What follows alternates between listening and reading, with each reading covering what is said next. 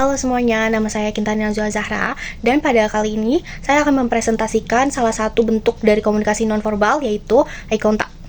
Alasan saya memilih topik ini adalah karena eye contact itu merupakan topik yang sangat menarik. Karena eye contact merupakan sinyal nonverbal dasar yang langsung mempengaruhi cara kita berkomunikasi, membangun kepercayaan, dan mengatur alur interaksi.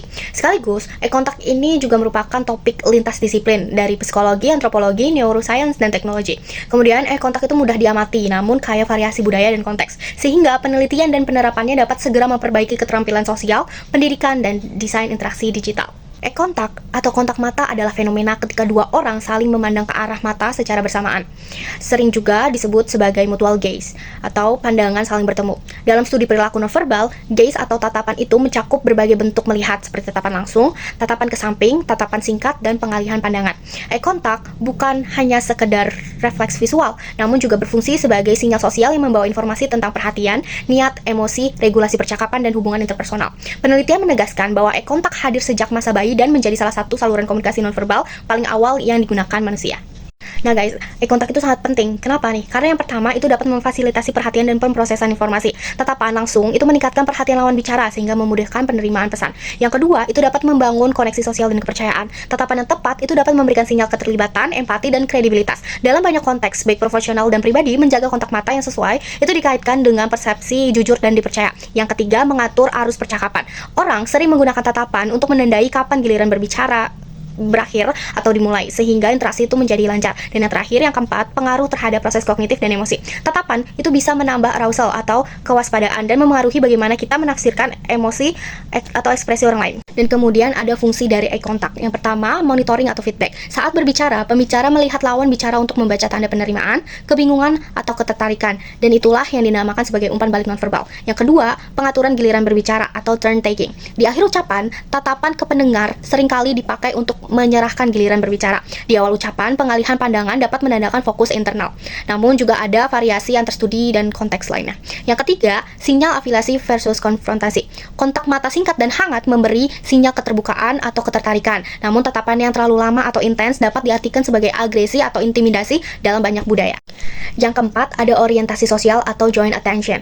Eye contact ikut menentukan perhatian bersama pada objek atau topik yang sama, penting untuk pembelajaran dan koordinasi sosial. Dan yang terakhir, yang kelima, fungsi perkembangan dan neurologis. Interaksi tatapan mempengaruhi perkembangan sosial pada bayi dan melibatkan mekanisme otak yang khusus memproses tatapan sosial.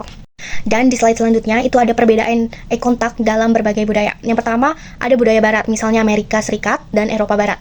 Mempertahankan kontak mata lebih lama cenderung dilihat sebagai tanda kepercayaan diri, ketulusan, dan perhatian.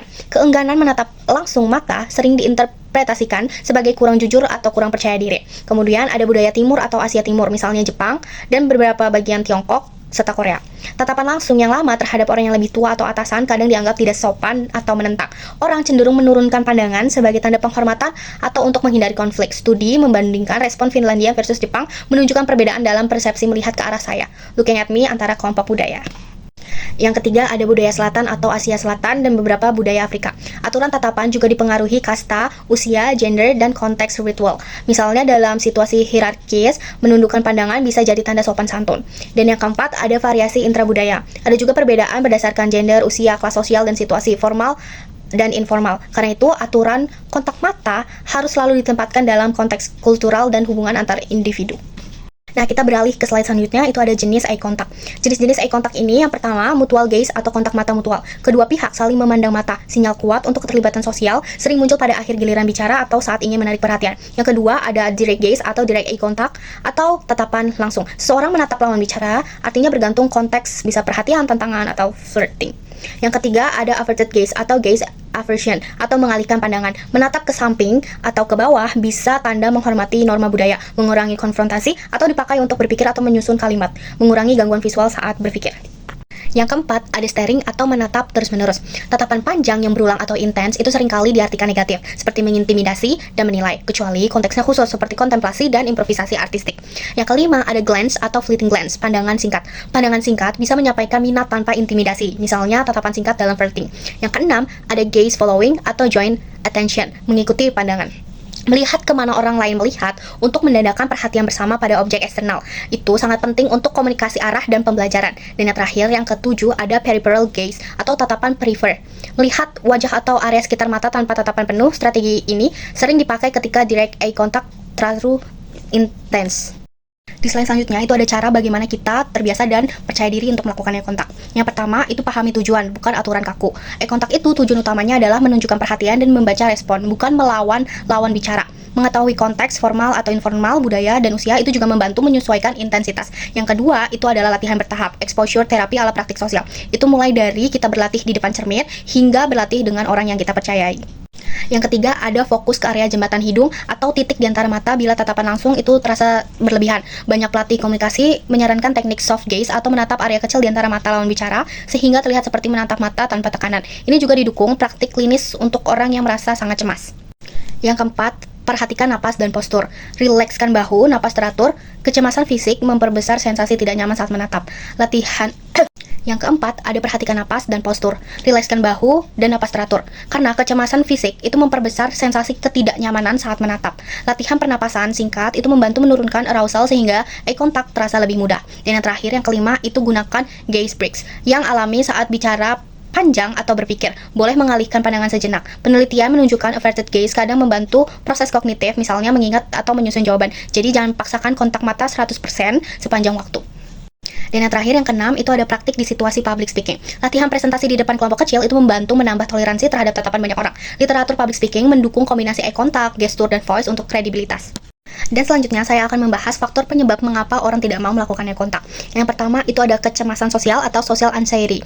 Orang dengan kecemasan sosial merasa tatapan memicu penilaian. Tatapan dapat menaikkan arousal sehingga mereka menghindar. Studi memperlihatkan hubungan antara kecemasan dan penghindaran tatapan. Yang kedua ada neurodiversitas, misalnya autisme. Beberapa orang pada spektrum autisme itu mengalami ketidaknyamanan sensorik atau ketidakpentingan sosial terhadap tatapan. Ada teori gaze aversion, takut atau tidak nyaman, dan gaze indifference atau kurang tertarik. Literatur klinis dan review menjelaskan variasi mekanisme ini.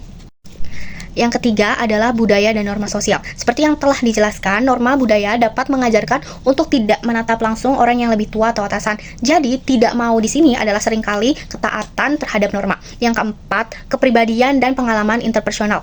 Orang pemalu, trauma interpersonal, atau pengalaman pelecehan atau penilaian negatif dapat menyebabkan menghindari tatapan. Ada juga korelasi kepribadian seperti law extraversion.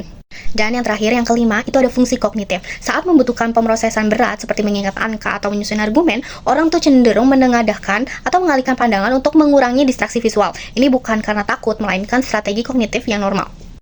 Dan yang terakhir, saya akan membahas bagaimana cara kita merespon ketika kita mendapat eye contact. Yang pertama itu sesuaikan durasi dengan konteks. Umumnya eye contact itu dilakukan dari 1 hingga 5 detik. Untuk percakapan sehari-hari itu biasa dilakukan 2-3 detik. Yang kedua, gabungkan dengan sinyal lain seperti senyuman, anggulkan, atau kata-kata lainnya. Yang ketiga, bila tidak nyaman, alihkan pandangan singkat, tetapi tetap tunjukkan keterlibatan dengan senyum atau anggulkan. Dan yang terakhir, yang keempat, jangan membuat nilai dari satu tatapan saja. Perhatikan konteks dan bahasa tubuh lainnya.